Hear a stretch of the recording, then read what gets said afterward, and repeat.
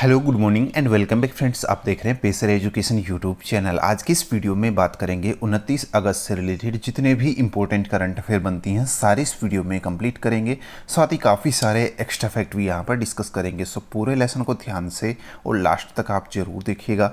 इसकी PDF आप download कर सकते हैं नीचे वीडियो के डिस्क्रिप्शन में से। तो देखिए, सबसे पहले हम बात कर लेते हैं जो लास्ट वीडियो की क्विज थी आपके लिए।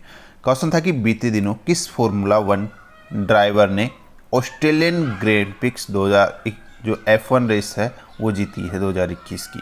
तो ये जीती है किसने? मैक्स वर्स्टेपन ने। आंसर आपका बी वाला था यहाँ पर करेक्ट, ये वाला आपको ध्यान रखना है, ठीक है। चलिए अब बात करते हैं यहाँ पर आज की करंट अफेयर की। पहला अपडेट आपके सामने है, हाल ही में किसने भारत का पहला quantum computer simulator QSim tool kit launch किया है? ये किसने लॉन्च किया है? जो भारत का इलेक्ट्रॉनिक्स और सूचना प्रौद्योगिकी मंत्रालय है, इसी के द्वारा हाल ही में ये देश का पहला quantum computer simulator tool kit, जिसको क्यूसिम नाम दिया गया है, ये लॉन्च किया गया है अभी शॉर्ट में, ठीक है। चलिए नेक्स्ट अपडेट यहाँ पर देखिएगा, भारत और जर्मनी की नौसेनाओं ने अदन की खाड़ी में एक संयुक्त अभ्यास किया है, जिसमें भारत का नेतृत्व निम्न में से किसने किया है? तो सही आंसर होगा INS त्रिकंद ने। देखिए यहाँ पर आपको ध्यान रखना है, हाल ही में भारत और जर्मनी की जो नौसेनाएं है उन्होंने एक संयुक्त अभ्यास किया है। और ये कहाँ किया है? यमन के पास जो अदन खाड़ी है वहीं पर यह अभ्यास किया है, जिसमें हेलीकॉप्टर लैंडिंग और खोज और जो जब्ती अभियान शामिल थे इसके अंदर। ये सारे जो है इनसे रिलेटेड ये अभ्यास था, जिसमें यहाँ पर अगर मैं बात करता हूँ तो देखिएगा, जो भारतीय नौसेना का युद्धपोत है त्रिकंद, इसने यहाँ पर इसमें हिस्सा लिया है कि जो यहाँ पर जर्मन का युद्धपोत है बायरन, इसके साथ इसने जो है हिस्सा लिया है इसके अंदर। ये आपको ध्यान रखना है, ठीक है। चलिए यहाँ पर अगला अपडेट देख लेते हैं अपना। केंद्रीय महिला एवं बाल विकास मंत्री स्मृति ईरानी को महिला अधिकारिता पर पहले G20 अंतर्राष्ट्रीय सम्मेलन को संबोधित किया है, कहाँ आयोजित किया गया था?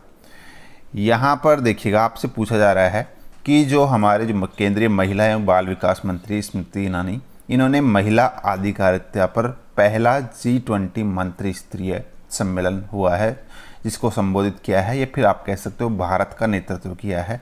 ये कहाँ पर आयोजित किया गया था? तो ये इटली में आयोजित हुआ है। कहाँ पर? इटली में।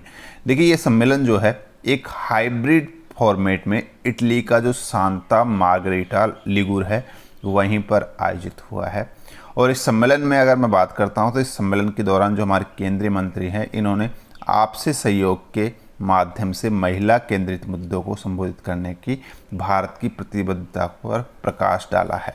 तो मुख्य इसका जो टॉपिक था वो क्या था? महिला केंद्रित मुद्दे थे, महिलाओं से संबंधित जो मुद्दे थे उन पर इसमें प्रकाश डाला गया है। और भारत का नेतृत्व इसमें किसने किया है? जो यहाँ पर स्मृति ईरानी है, इन्होंने किया है। ये आपको ध्यान में रखना है, ठीक है। नेक्स्ट, किसके द्वारा वार्षिक अभ्यास गांडीव का तीसरा संस्करण शुरू किया गया है? तो आपका सही आंसर होगा NSG। NSG का आपने नाम सुना होगा। देखिए NSG मतलब कि नेशनल सिक्योरिटी गार्ड, राष्ट्रीय सुरक्षा गार्ड्स जो है टीम, इसी के द्वारा हाल ही में ये जो गांडीव है इसका तीसरा संस्करण आयोजित किया गया था 22 अगस्त से, और 28 अगस्त तक ये संपन्न हुआ है। ये आपको ध्यान में रखना है, ठीक है। यहाँ पर इसका आयोजन उत्तर प्रदेश, मध्य प्रदेश, गुजरात और राष्ट्रीय राजधानी क्षेत्र है, उनके कई शहरी क्षेत्र में जो है इसमें हिस्सा ले रहे हैं। और इसमें जो है इसका उद्देश्य क्या है? आतंकवाद को ख़त्म करने के लिए, आतंकवाद के विरोध के रूप में जो है ये यहाँ पर जो NSG है इसने इसका आयोजन किया है। ये आपको ध्यान रखना है, ठीक है। नेक्स्ट यहाँ पे देखिएगा, बॉलीवुड अभिनेता जिसको दिल्ली सरकार ने अपने देश के मेंटेनेंस नामक कार्यक्रम के ब्रांड एम्बेसडर के रूप में चुना है।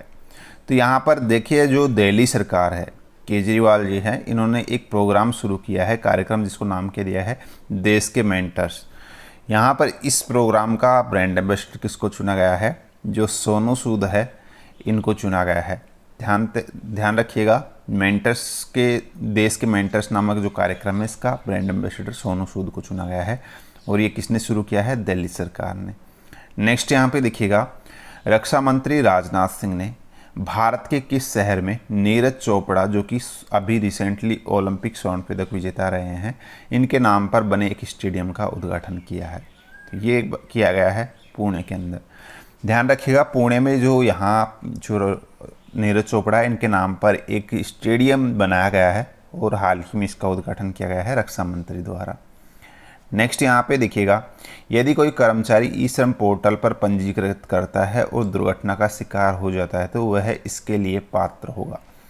तो वह पात्र होगा अगर उसकी दुर्घटना के दौरान उसकी मृत्यु या स्थायी विकलांगता आ जाती है तो उसको 2.0 यानी कि 2 लाख रुपए का जो है यहाँ पे मुआवजा दिया जाएगा ई श्रम पोर्टल के तहत, अगर वो पंजीकृत करता है तो आपको ये ध्यान रखना है।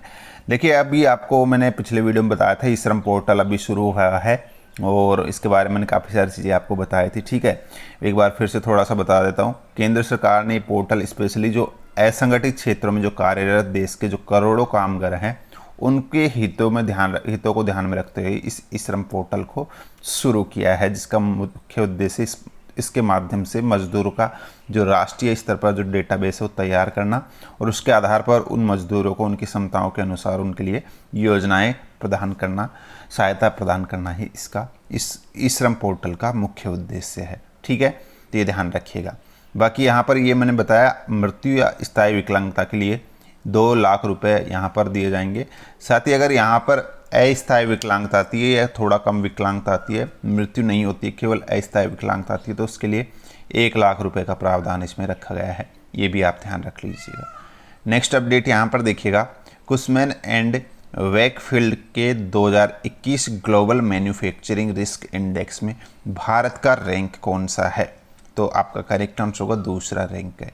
ग्लोबल मैन्युफैक्चरिंग रिस्क इंडेक्स की यहाँ पे बात हो रही है, जिसको हिंदी में आप कह सकते हो वैश्विक विनिर्माण जोखिम सूचकांक।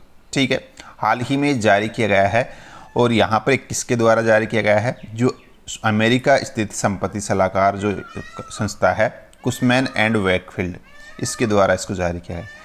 यहाँ पर देखिएगा, भारत अमेरिका को पीछे छोड़ते हुए विश्व स्तर पर दूसरा सबसे अधिक मांग वाला विनिर्माण गंतव्य बन गया है इस इंडेक्स के हिसाब से। तो आपको ध्यान रखना है, यहाँ पर भारत दूसरे स्थान पर रहा है, जबकि यहाँ पर अगर मैं बात करता हूँ पिछले साल की, तो पिछले साल देखिएगा अमेरिका दूसरे स्थान पर था, भारत तीसरे स्थान पर था। अब यहाँ पर दूसरे स्थान पर इस साल भारत आ गया है। ठीक है, यहाँ पर पहले स्थान पर इस इंडेक्स में चीन है, ये आपको ध्यान रखना है। दूसरे पे हमारा भारत आ गया और तीसरे पे चीन आ गया। ठीक है, नेक्स्ट यहाँ पे अगस्त 2021 में भारत की पहली हरित हाइड्रोजन इलेक्ट्रोलाइजर निर्माण इकाई जो है ये किस शहर में शुरू हुई है?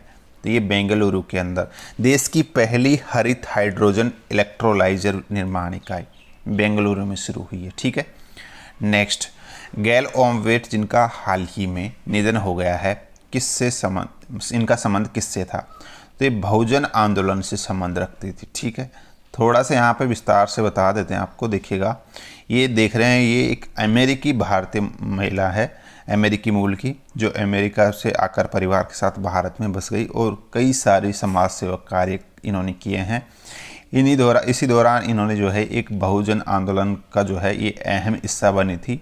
और यहाँ पर देखिएगा, जो मतलब कि दलित है, ठीक है, दलितों की जो स्थिति है और जो इतिहास है उस पर इन्होंने शानदार काम किया था। साथ ही अम्बेडकर पर जो है, बाबा साहेब अम्बेडकर पर इन्होंने कई अपनी किताबें भी लिखी थी।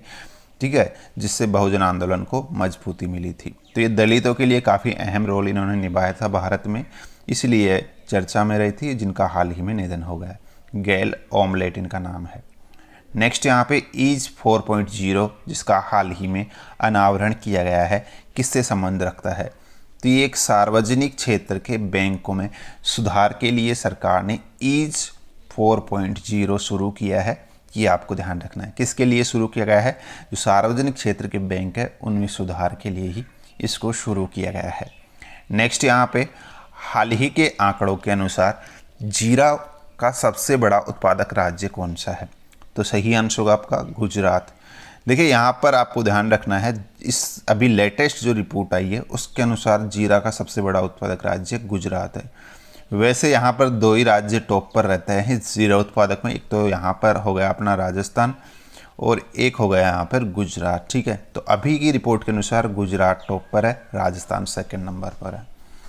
नेक्स्ट यहाँ पे सुजलम अभियान के बारे में कौन सा विकल्प सही है? तो देखिएगा, सुजलम अभियान जो भी शुरू किया गया है इसे जल शक्ति मंत्रालय द्वारा लॉन्च किया गया है, बिल्कुल सही है। यह है 100 दिनों का अभियान है, ये भी सही है। और इसका लक्ष्य 10 लाख सोक पिट बनाना है, ये भी आपका सही है। तो आपका करेक्ट आंसर होगा उपरोक्त सभी यहाँ पर सही है। ध्यान रखिएगा, सुजलम अभियान की यहाँ पे बात हुई है। यहाँ आप देख लीजिएगा, इस थोड़ा सा विस्तार से देख लीजिएगा। मैंने आपको बताया जल शक्ति मंत्रालय ने इसको शुरू किया है। मुख्य उद्देश्य क्या है? खुले में शौच मुक्त बनाना ही, गाँवों को खुले में शौच मुक्त बनाने के मकसद से ही ये सुजलम एक 100 दिनों का अभियान है जिसको शुरू किया गया है, जिसके बदले जो है 10 लाख शौच पिट के निर्माण किए जाएंगे। जो गड्ढे हैं, मतलब कि 100 गड्ढे, उनको यहाँ पर बनाया जाएगा, ये आपको ध्यान रखना है। ठीक है, और इसका आयोजन जो है, ये अभियान जो है, ये आज़ादी का अमृत महोत्सव समारोह का एक हिस्सा है, ये भी आप ध्यान रख लीजिएगा। चलिए अगला अपडेट जो आज की क्विज है, इसका आंसर लिखना है आपको नीचे कमेंट बॉक्स में। देखिए क्वेश्चन है आज का कि बीते दिनों खबरें में रहा देहिंग पटकाई वन्यजीव अभ्यारण्य किस राज्य में स्थित है, ये आपसे यहाँ पर पूछा जा रहा है। जो भी करेक्ट आंसर है नीचे कमेंट बॉक्स में लिखिएगा। सो गाइस, यहाँ पर ये थी आज की करंट अफेयर। उम्मीद है आपको वीडियो पसंद आई है, तो लाइक शेयर ज़रूर कीजिएगा। आज की इस वीडियो में इतना ही है, मिलते हैं नेक्स्ट वीडियो में। धन्यवाद।